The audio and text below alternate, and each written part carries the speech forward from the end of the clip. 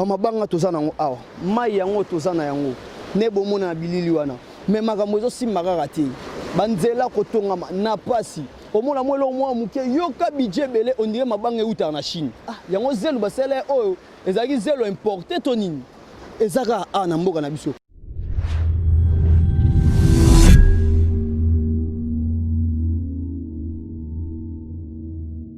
IHP Media, la chaîne qui vous édifie.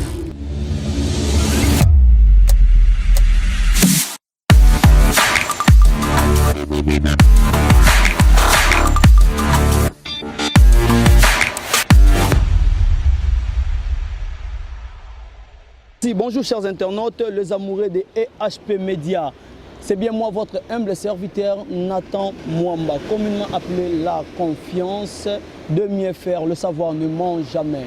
Alors, je pense que Nathan Melbino Boye Ibolamu na émission Nabiso découverte et si kanini oto la kakibino que tokope sabino vraiment babiloko ebele ya ebele. Awa toza wapi? Toza na ebale. Je pense que ba image ezawana ezoko sate toza na ebale toyeko la kisabino ebale na biso na ba mabanga na biso.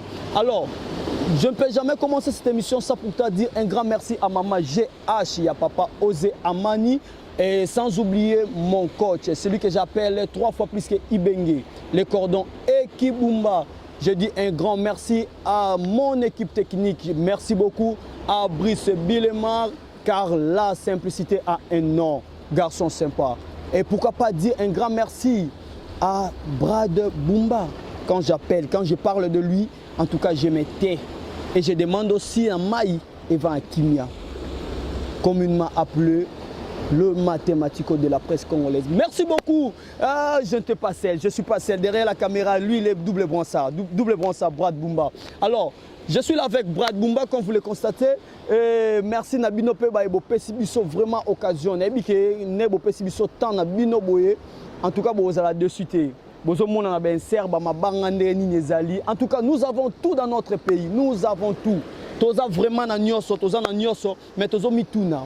Pourquoi toza na nyoso, mais biloko ngo ekitarate? Pourquoi toza na nyoso, mais nous avons la difficulté de tout faire? Comment on peut avoir tout, mais nous ne pouvons pas? Ou nous, comme on dit, vouloir sans pouvoir. Vouloir ezali, mais pouvoir ya rosala ngo ezate ndenge nini? Toza na ba makoki nyoso. Mais comment tozo koka rosala ngo te? Ba mabanga yango ezobota yango moko, comme vous le voyez. Bamabanga ezobota yango moko. Ezobota yango moko. Yango babanda kobuka banda kobuka esi la raté. Bamabanga yango yo. Alors, on va un peu voir ceux qui vont accorder biso vraiment ba réponse, ceux qui vont répondre biso comme nenga tozota mbola boye, ceux qui vont répondre biso to retourne nous en fait comment basala nini basala nini pour mula na mula banda kobuka mabanga oyo esi la raté. Toza awa, en tout cas, bit na biso toza un bit moroté. Nous voulons savoir, nous voulons voir comment est-ce que mai yango e bale munene yango ya biso moko ezate sope ya ndenge ya pona nini e bale na biso moko yango mais mai toza nango te. Toza na nyoso, mais nous n'arrivons pas à donner le meilleur de nous. Nous n'arrivons pas. Notre pays, comment nous pouvons tout avoir, mais on dirait aussi on dirait bamabanga ngo uta mboka mususu bamabanga toza nango awa mai yango toza na yango ne bomona na bilili wana mais makambo ezosimba kaka te banzela kotongama na pasi omona mwelo mwa muke yoka budget belé on dirait mabanga euta na Chine omona mwelo mwa muke otonga oyoki mbongo oyo bimi omituni yango zelo basele oyo ezaki zelo importé to nini ezaka na mboka na biso. Alors nous allons essayer un peu de demander quelques questions. Ce qui va repérer ça biso vraiment bien, on ne sait pas. Mboka na biso mama comme belé, mais nous de la cadre ya presse, on va essayer de faire notre boulot. Ce qui va nous permettre biso vraiment bien na bango et ça biso énormément plaisir. Alors, je fais un clin d'œil à Belgique Nouani qui me suit depuis quelque part. Je dis merci à Abel Mwamba depuis Rwanda. Alors, Toza a découverte. Toza continue. Merci beaucoup.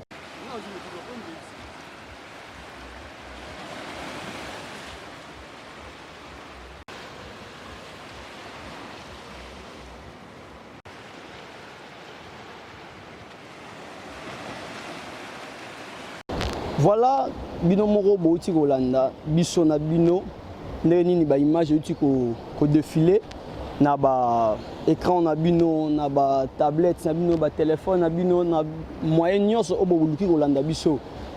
Ça fait mal, hélas, pas permettre bisoter, en tout cas ba boy koloba. Pour même tous ba image boye, ce n'était pas facile. C'était pas facile, je vous dis.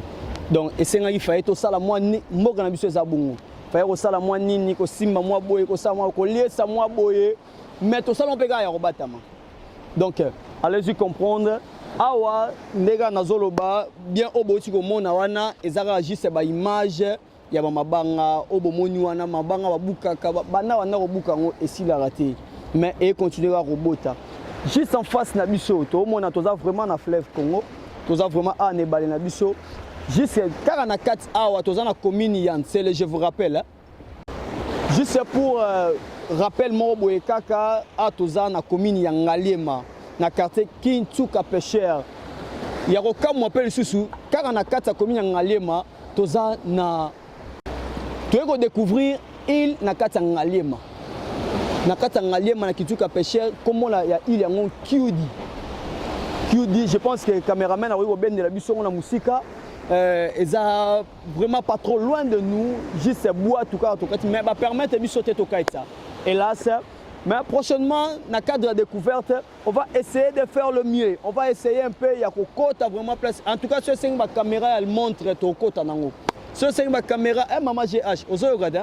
Ce c'est vraiment beau, ça, juste pour donner le meilleur de nous. Alors là déjà, on attend déjà vers la fin de notre émission. Il y a Mokola Lelo, il y a découverte Nabiso. J'en profite pour dire un grand merci à toute mon équipe technique, les cordons équipe Bumba. Merci à toi pour la disponibilité. Merci à mon frère, plus que frère, Brad Bumba, derrière la caméra. Merci beaucoup.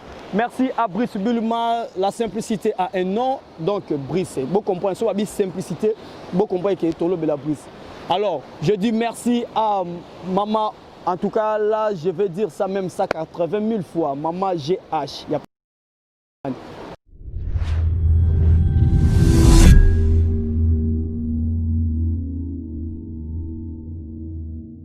IHP Média, la chaîne qui vous édifie.